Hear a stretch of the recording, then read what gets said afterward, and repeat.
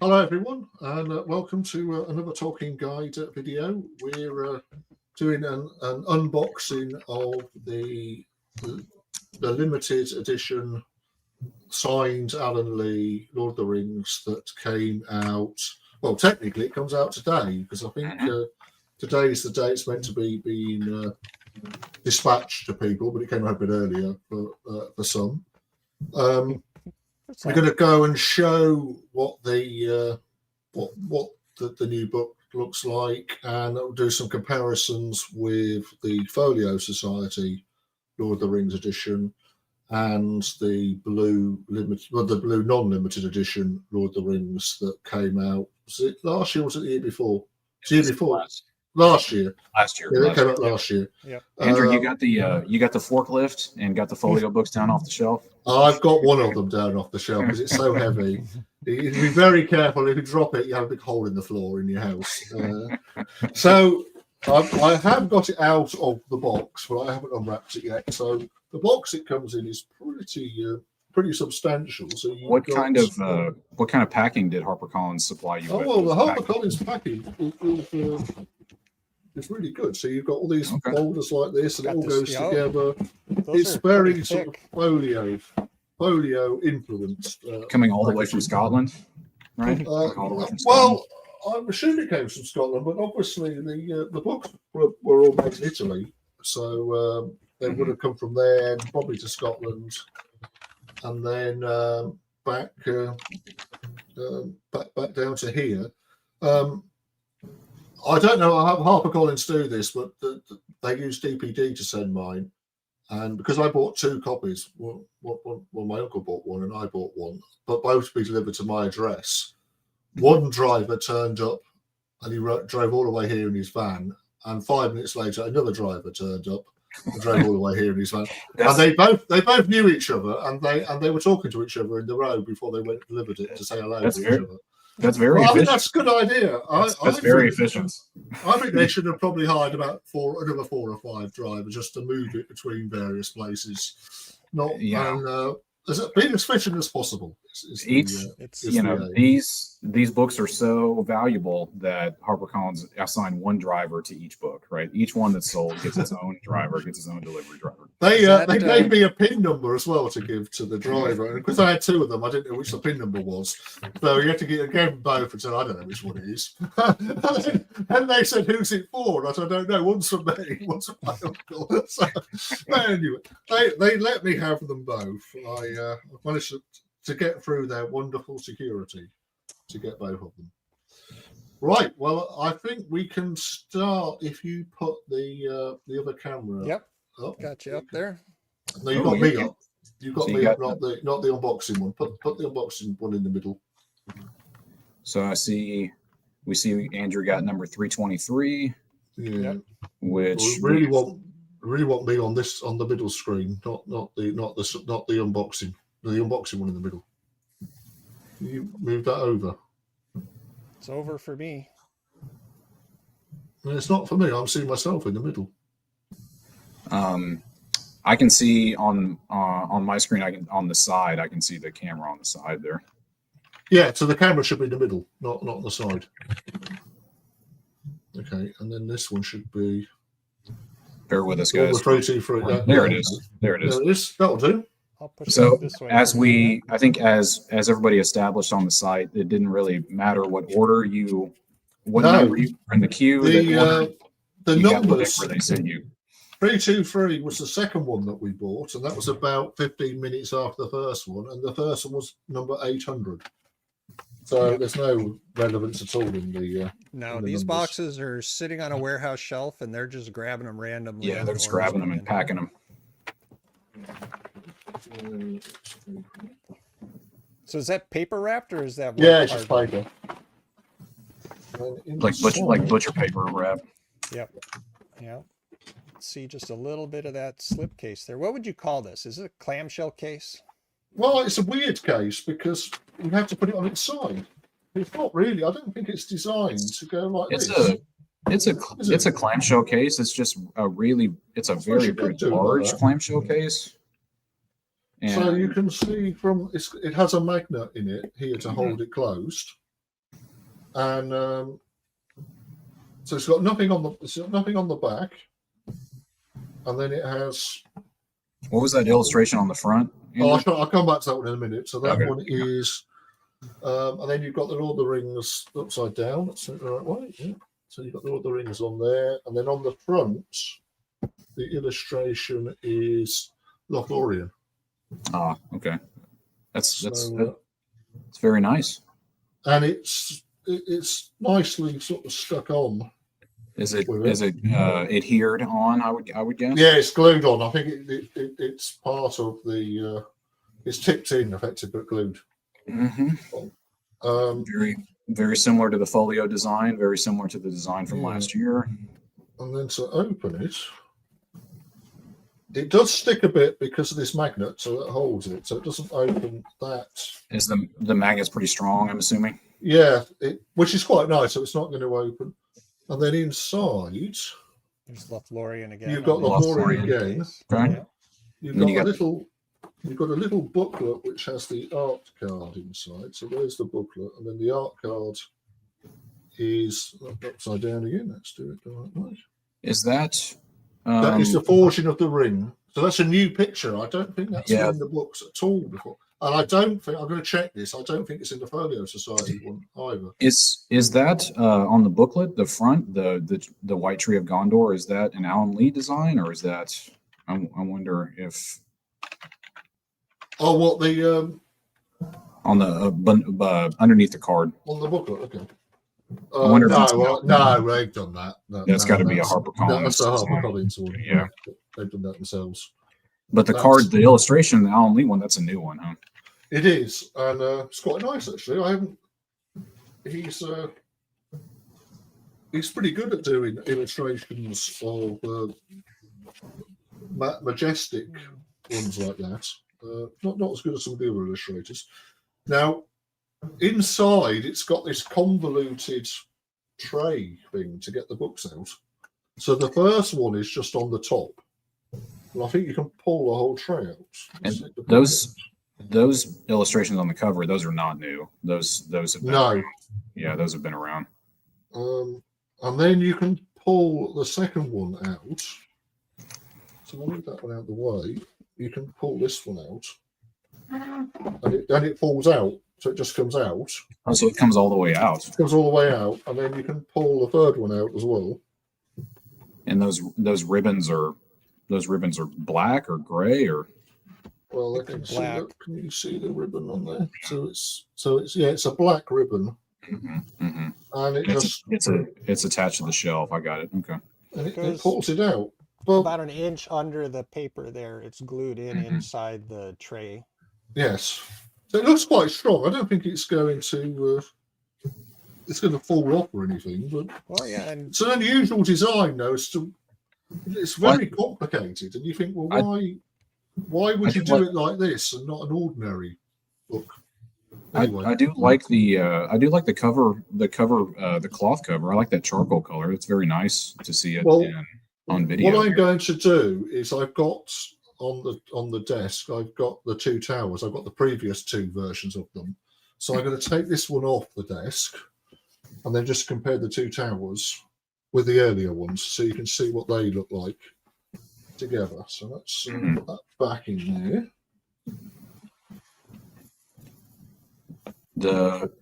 It's not too snug or anything like that. No, it's not. It goes in quite easily. We're not dealing with like a Christopher Tolkien centenary box set issue where the box is where it doesn't come out. So this one is just the two towers. Still trying to get those out. Next to it, that is last year's. Are they the same size? Looks like they're the same size. They look pretty much. I'm wondering if they're the same page block. They are exactly the same size. They've got to be the same page block. They're the same. I don't think they've particularly changed it at all. Obviously, and inside it has the cards. It's probably the same kind of paper, the same page block. Yeah, the cards look pretty much identical. So unlike with the edition from last year, which has the painted Oh no, they're not the same. painted They're heads, printed those are different. not painted. They're just kind of silver. They're The silver. colours are a bit different. Hmm. Hmm. And mine has some sort of nice insect on it that's dyed. Making Excellent. yeah, that's nice, isn't it? That's a nice That's a- insect on there. That's a That that's a got bonus. squashed That's a while bonus. while it was it's given its life for Tolkien.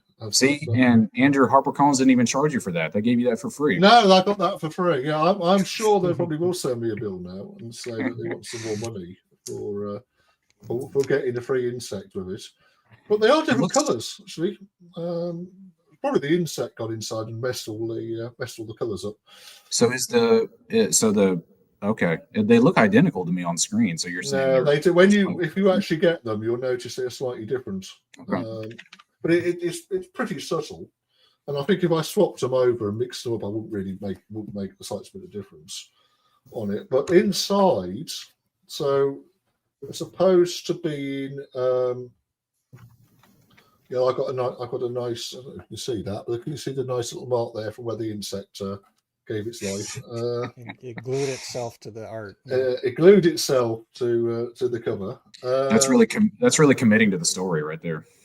Well, it is. So obviously the new one is purple and the old one's blue, but it's the same paper. The cloth is the same. Yeah, the Cloth cloth it looks like absolutely identical cloth. Just without so that, does air core. So does the leather. pattern around it as well. That's identical. Yep. Yeah, it's just I think like Jeremy said, it's just missing the leather. Yeah. I think it's a matter of do you prefer, which one do you prefer? Do you prefer it with the leather on it, or do you prefer it without? Really, is it? I think they're both quite nice, to be honest. They're both nice. I mean, I personally prefer the one from last year. That's personal preference. That one's got Alan Lee's name on it as well, and this one hasn't. So I think Alan might be a bit annoyed. Yeah, the banding's nice. I mean, it's completely artificial in these modern editions. Yeah. The bands used to be how it was bound together. So let's try and find an illustration and see what that looks like compared with. So this one is on page 428. So this looks like a pretty good reproduction. As has been pointed out, HarperCollins has had issues in the past with reproducing the artwork in the books. I can't tell the difference between those. They look the same to me. Yeah, they do. They look the same to me too. The text block looks absolutely identical. I think they probably are the same, to be honest. Actually, I think it's the same text block. It's got like Jeremy said, it's got to be the same text block. I mean, these were the copyright page of the 2024 edition mentioned the signed limited edition as a separate ISBN, but of the same edition. So honestly, so they made them at the same time. They're the same text block. Now, of course, the next thing is this one. Now, trying to get this. Okay, that's the size of that one. That's the size of this one. And then there's the HarperCollins. So, yeah, notice that the design on the cover, it resembles the folio design, but it's not the same. No, it isn't. It's not quite as ornate, or it doesn't take up quite as much of the cover as the folio design. Yeah, my lap thanks HarperCollins for slightly smaller edition here. Yeah, I can't remember the last time I pulled the folio Lord of the Rings off the shelf. I'm always worried I'm going to damage the slipcase. Well, you are, and it's so heavy. It's just even with putting it back again is a bit of a nightmare. So Alan only signed one book, right? He only signed the limitation page. Yeah, which he did for the folio as well. He only signed the limitation. Yeah. I don't think he signed all three volumes in a Lord of the Rings set since the 1992. Yeah, I believe that's the only one that he did. And he didn't do that many copies then, so he didn't do thousands of them at that point. I think it was 750. It was like 250 each for UK and Australia, and that set's limited to 250. Yeah. So in here, let's look at the limitation page. So there's the Yeah, no, sadly, no insects have given their life for this Oh. book.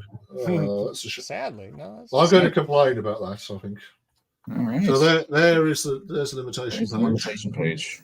I wonder if Alan takes breaks or if he just like does it all in one go. No, when he signs all these limitation pages. he doesn't seem to be fazed by signing. I remember I went to Oxenmoot once and I showed him to his room, and I said, HarperCollins have told me that you're signing this book that's coming out, and Alan said, "Am I? I don't know anything about that." And it was the deluxe sketchbook at the Hobbit, and I said, "It's 3,000 copies." He said, "No problem." And he does not bother. So if it's just 3,000, you go and sign that. So he sits down. How long does that take to sign 3,000 copies of a book?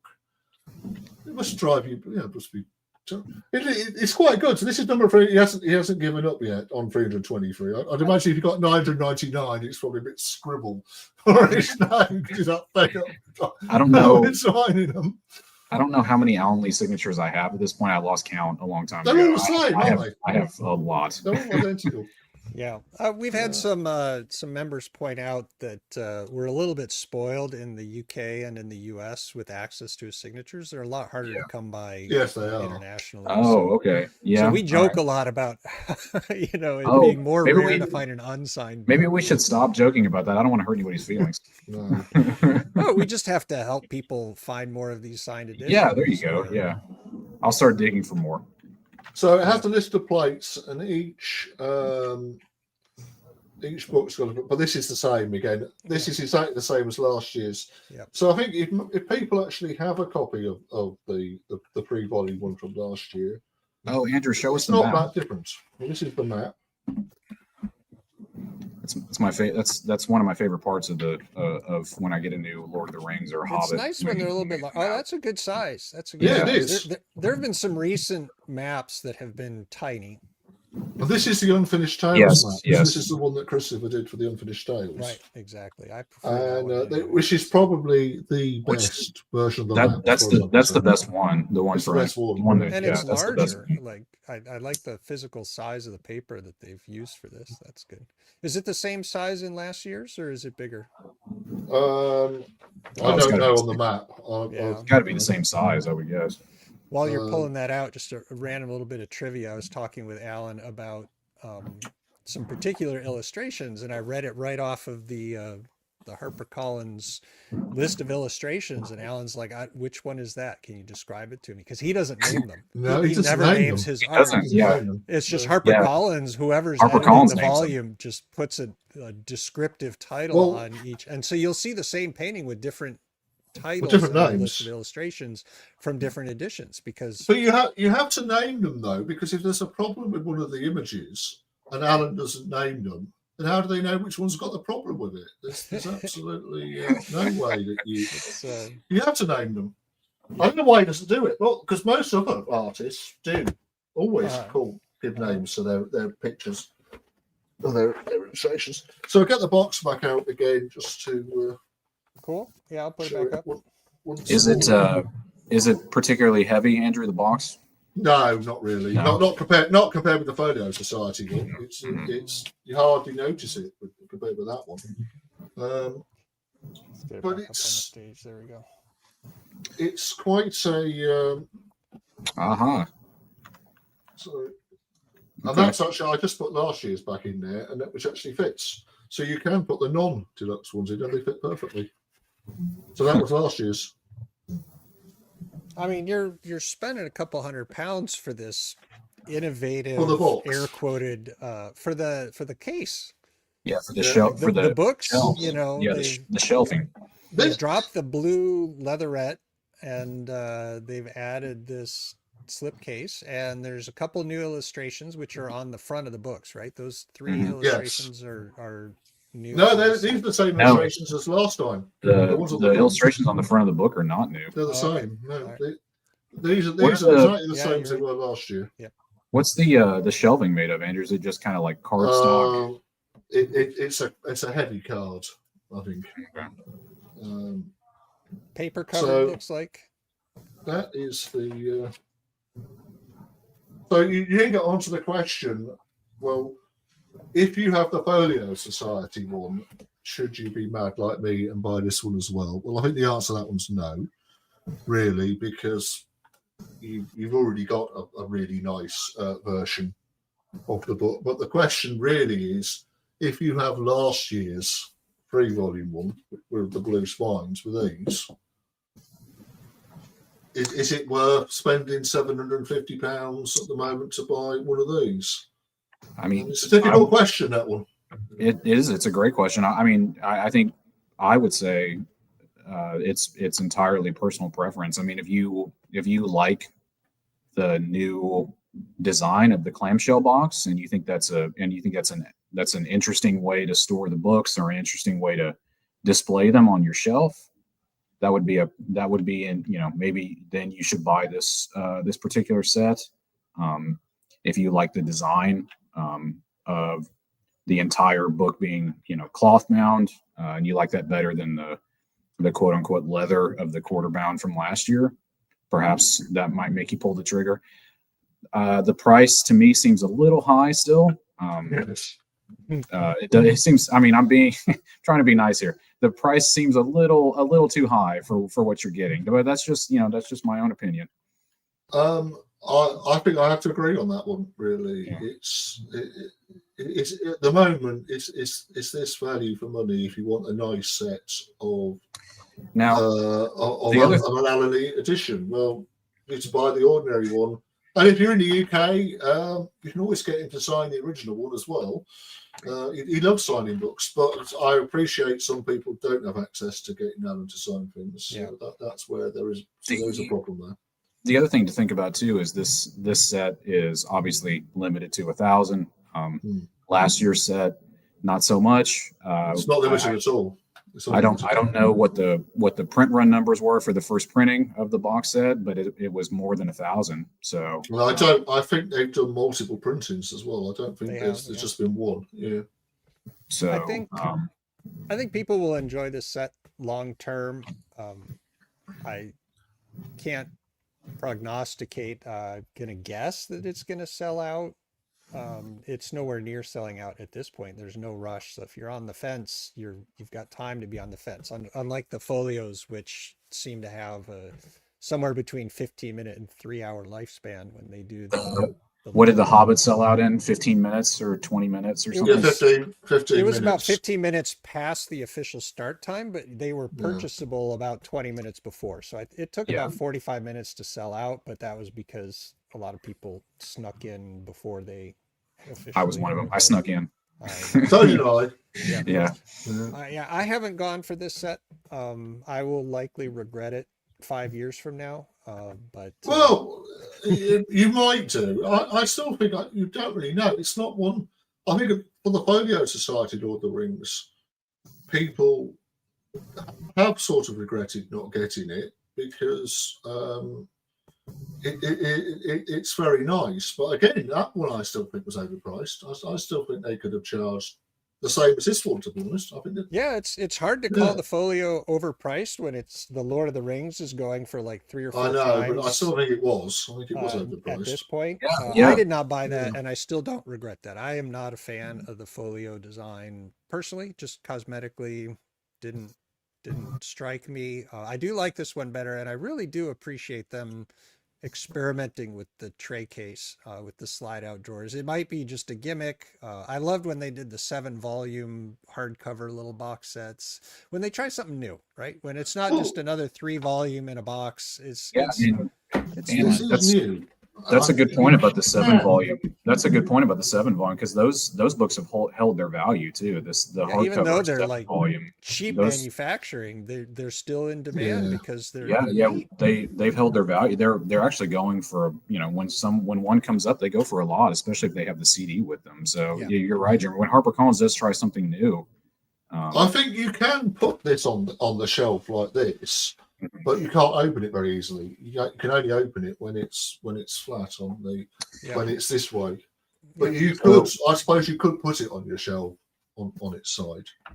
Yeah, I mean, the nice thing about if you're storing a single book laid flat, you don't get the page block sagging, right? If you have a No. large, like the single volume Lord of the Rings, if you put it on your shelf for a decade, you'll notice that the center part of the pages start to rub on the shelf, right? The pages themselves sag down and start touching the shelf below it, and you get a little arc in the page layout. Gravity. So storing it on its side prevents that, but then you end up crushing the binding itself. If you make a stack of, you know, a dozen books on their side, the weight of the top books pushed down. And so the design of this tray case, with each tray supporting the weight of the books are not weighing on each other, right? They're floating on their own little miniature Well, they've got shelf. their own little boxes to go Exactly. inside. So you don't get Their the own damage. suitcases. They're not rubbing No. on each other. The weight of whatever's the first two volumes is not on the bottom one. So I love the design. I wish it wasn't 750 pounds, but it's an awesome design. I really like it. Is the box, Andrew? The box feels sturdy, like you could stack other things on top of it. Oh yeah, yeah, it's very sturdy. Yeah, it's a very strong box. It looks like really thick cardstock. that Yeah, they no, use, I so think that's- they've made it very, very like a tank. I think this is the design. Yeah, yeah. Yeah, I when this was announced that it was coming out, you know, I have the folio Lord of the Rings, I have the box set from last year. I thought about it, but ultimately the price kind of like dissuaded me from it. Like Jeremy said, I wish it wasn't 750 pounds. I had a couple of other priorities for my collecting these past few months that I decide, you know, you have to make a choice. You only have so much to spend. So Well, I had to make a Mr. choice. Underhill, you and I suffer from being in the U.S. where they're not shipping to. Just for this Yeah. this particular edition was marked as available worldwide, which normally HarperCollins does not ship worldwide, but this set they did, except they exclude the United States. So Yes. yeah, we've got an additional barrier for us to try and collect this, to reroute it, use a reshipper, use a friend. It's very there's heavy options. as well, so it's expensive It's- postage as well. Yeah. I'm imagining if I had put the order in and had this coming like through a reshipper, through a friend, that it would have been an extra, you know, $150, $200 in shipping costs. Yeah, I was going to say probably $200 in shipping. I Yeah. would say So that's only it's- $1,000. Well, look, so how much is that's over $1,000. over $1,000? Yes, it's a lot. Oh, easily, Yeah, a lot of easily. money. Yeah. So that's another reason why maybe if I come out to the UK for a while and can bring it back in my luggage, I might consider it. But Spend your money on the plane ticket, Jeremy, instead of the. I know exactly. I could probably, for the cost of shipping this, if I shop discount airfares, I could probably get to the UK for a couple $100. So it kind Take of it works back. out. Pop Yeah, over just to. fly over and fly back again with it. That was well, you Yeah. fly over and then you pop over to Alan's house and have him sign the other two books. Have him sign two Yeah. towers. Oh yeah, I drop in on him all the time. Just Oh, drop sure in at we Alan's do that. house. No I'm sure. problem. I'm sure he'd love that. He would. Absolutely no problem at all. Yeah. Great. So Right. Well, okay. it sounds like you're happy, Trotter, with I am. Yeah. I'm. your set. Well, I'll see how happy I am with it in a few weeks' time when I've actually been using it a bit and I found any problems. Found more dead insects in it and see how. Yes, check your books for insects. Check That's check always for for dead good. insects. insects. Yeah. Oh yeah, but generally, I mean, you're not the only one to get it today, right? The shipping, No, the I first think wave they've has shipped to a started. lot of people today. We've seen Yeah, if other you- people posting some pictures Yeah. on TolkienGuide.com to show. Thankfully, I haven't seen any reports of like returnable. This is No, unacceptable. The issues that I've seen, people that brought them up have been pretty small. For the amount of money that HarperCollins is charging, there shouldn't be any issues, small or large. But Yep. the issues that people have posted to the site are relatively small. And if you're watching and you haven't come onto the site, come on over and contribute to the discussion. We'd love to hear your thoughts if you got the box. What do you think about it? That's in. That we'd Yep. like to know. People have got one of these. What do they think? Or if they're not going to get one, why aren't they going to get one as well? That sort of thing. That's always interesting. Put that in before. Yep. This is a contentious set. I mean, we've had Yeah. Very polarizing. Very polarizing discussion on this one. Even amongst the three of us, we have differing opinions, but I like it. It's hard to justify the cost and the shipping to the US, but I like the set itself. If I ran across one and could make it work, I would be happy to have it. And I would not say that about the folio. It just cosmetically didn't strike me, but I like this set. I like the design of it. So I'm happy they made it, and hopefully we'll manage to get one at some point. And the spine does match.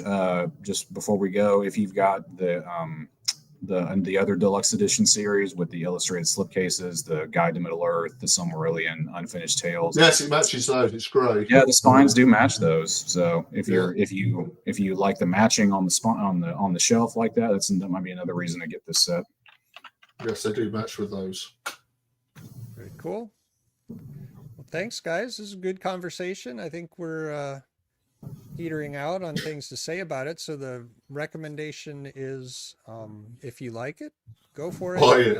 If you don't buy it. If you like it, buy it. If you want to continue the conversation, just hop on over to TolkienGuide.com. We'd love to chat more about this and anything else Tolkien related. Okay. Thanks, guys. Well, thank you. Soon. Bye-bye.